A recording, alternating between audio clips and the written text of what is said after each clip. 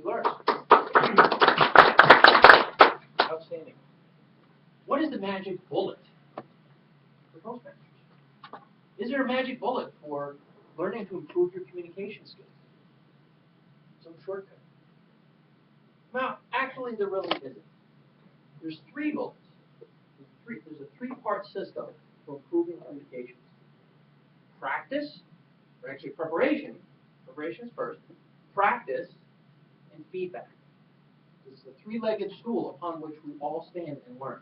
That is a very tight loop, and you do it over and over and over again, and you get better really fast. That's the magic bullet. That last piece of that puzzle is feedback. How do you get feedback? In Toastmasters, we get that through evaluations. There's 2 parts to evaluations. There's 2 sides to it. There's the recipient side, so I will get an evaluation for my speech today. There's also the performing side. And that's what I want to talk about today. What does it take to give an effective evaluation? When we give the Best Evaluator Award, we give out this award. It's the keychain. It's not the fish. It's the keychain. It's nothing to do with being a red. Best Evaluator is a keychain because evaluations are key. They're critical to the success of members of Toastmasters. So the first thing for giving an effective evaluation is to pay attention. Not just listening to people, not just looking at them, all of it.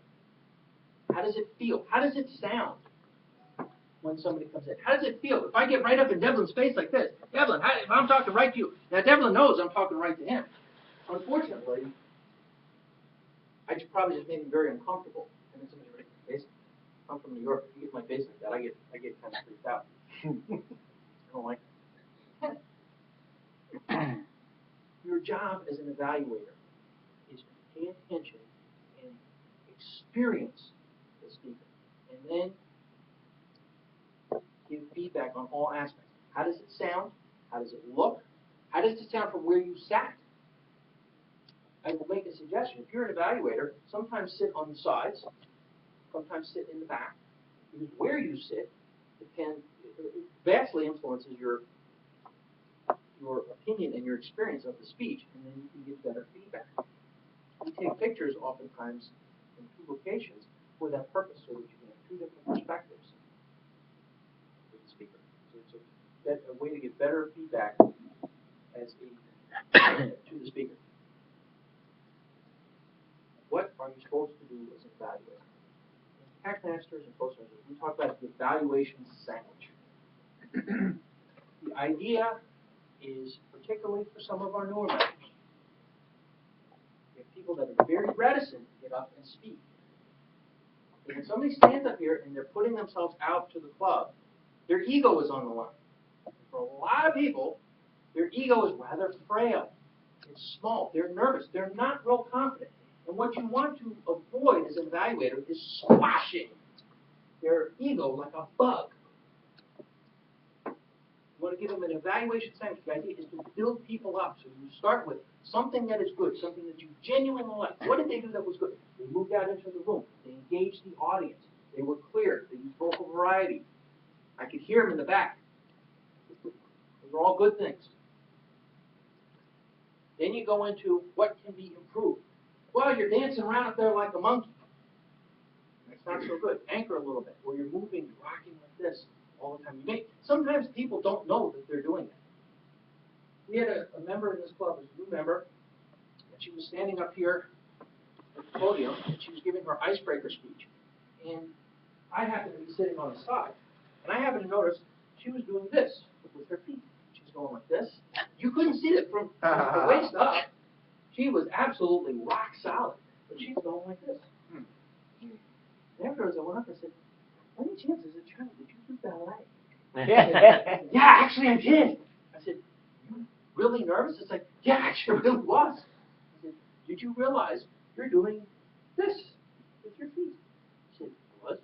No idea. No idea.